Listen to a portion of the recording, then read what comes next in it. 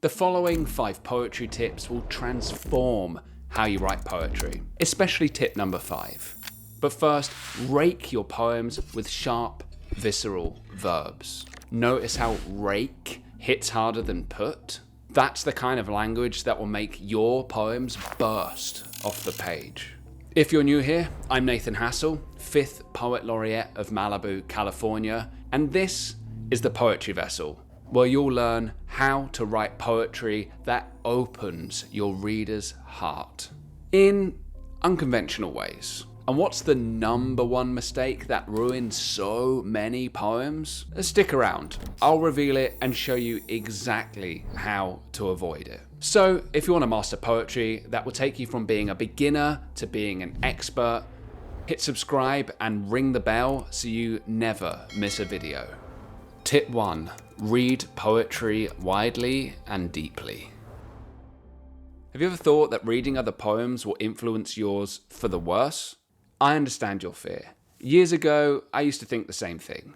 But if you want to learn how to write a poem that lasts, reading the best will only elevate your voice. Every great poet is influenced by others, sometimes in surprising ways. Louise Bogan's urgent lyric poetry was elevated by her reading of Yeats. So it's important for you to read far and wide. Some poets I've been influenced by are Lorca for his dark, passionate energy, Basho for his quiet, contemplative haiku, and Mary Oliver for her transformative nature worship. I recommend checking out her poetry handbook. It's one of the best beginner books for poetry, and it's in the description box. So to read more poetry, check out various best of anthologies from different decades and find which poems you like. You can also go online and read poems that are being written and published today in prestigious magazines like the Poetry Foundation and American Poetry Review.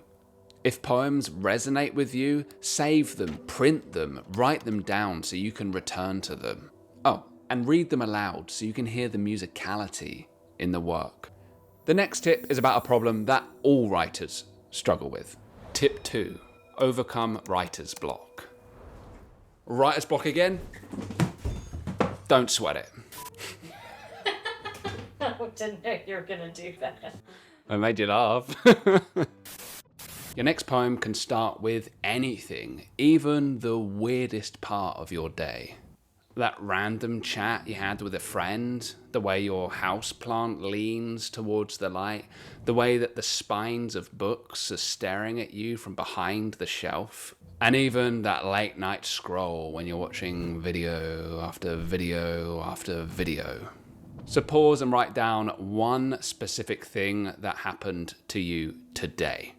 And then ask yourself, how did that moment make you feel?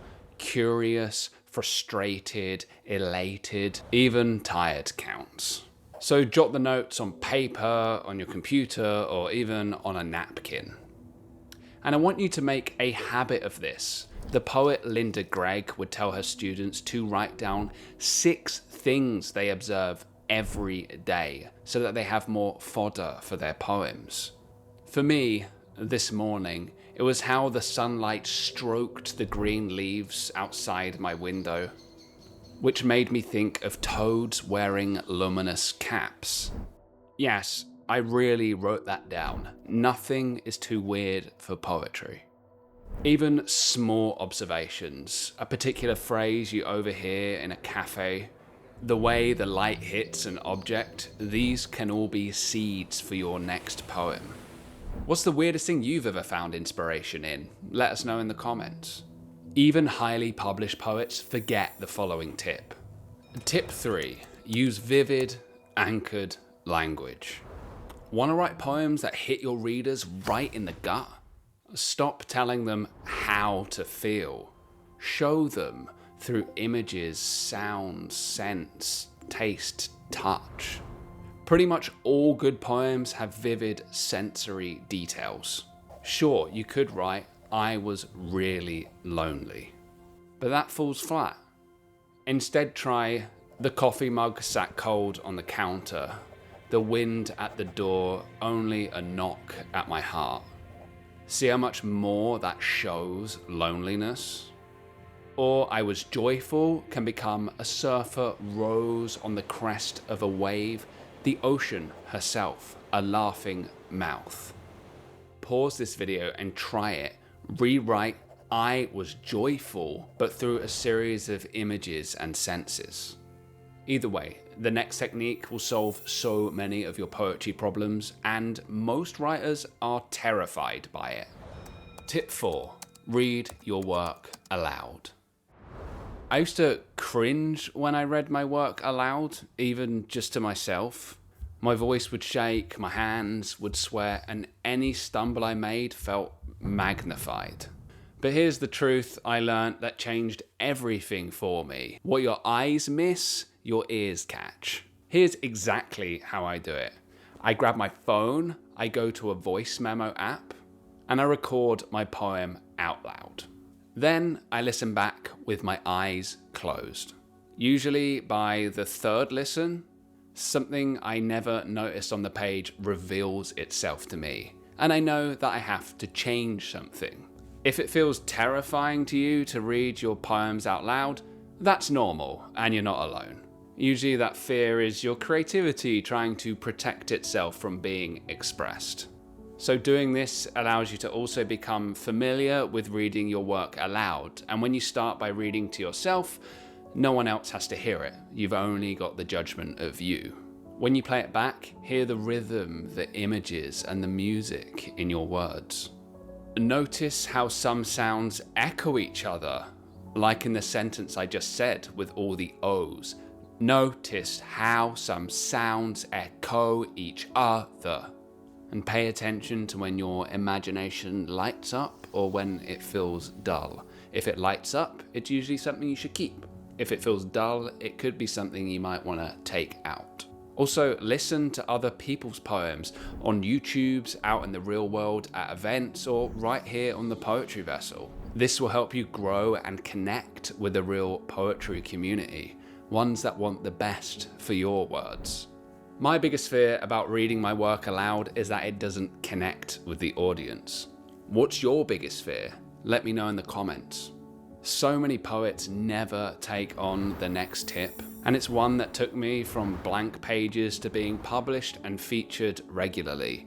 And it's something I still struggle with. Tip 5. Write consistently, not perfectly. This is the #1 mistake so many poets make, and it's the thing that stifles our creativity most. Even before you sit down to write, if you put the pressure on yourself to make something perfect, you are unlikely going to do it at all. Why? Because perfect does not exist. If you hold yourself to an impossible standard, you are never going to reach it. So, although you want to write good poems, you have to start somewhere. So no pressure when you do your first draft for it to be perfect or even good. It just needs to be something. So here's the truth. Perfectionism kills more poems than it does create them. And consistency is what will beat perfectionism every single time. Imagine writing one poem every day for a year. You have 365 poems to work on. If you think about being perfect, you might have 0. So try this. Remember the emotion that you wrote a little bit about earlier? It's time to turn it into a draft. And do not worry about making it good or perfect. Set a timer for 2 minutes and write in a stream of consciousness. No editing, no judgment. Just let the words spill out and be sure to focus on sensory language. You will likely surprise yourself with what emerges. So when you get to the end of this writing exercise, it doesn't even matter if what you read back is even good. That is what revision is for. And when you edit, you can ask, am I using my senses? Are there any lines here that I could cut out? Are there any metaphors that I can expand upon? Now, here's a special poetry hack from US poet laureate Ted Kooser. Hand your poem to a friend, do not have them read it beforehand, and have them read it out loud to you. Notice where they stumble or where the rhythm feels awkward, or if while they're reading they kind of go a bit quiet. This can mean that these parts of your poem don't necessarily have the power that you need it to have. I know this can feel really vulnerable, so you obviously want to do it with someone that you trust, and there's nothing like being vulnerable that helps you grow, not just as a poet, but also as a person. And trust me, your ego can handle it. If any of these 5 tips opened your eyes to new possibilities in your poetry, you'll love my How to Write Poetry Masterclass. It's the video coming up now, so click it. And see you soon in the Poetry Vessel.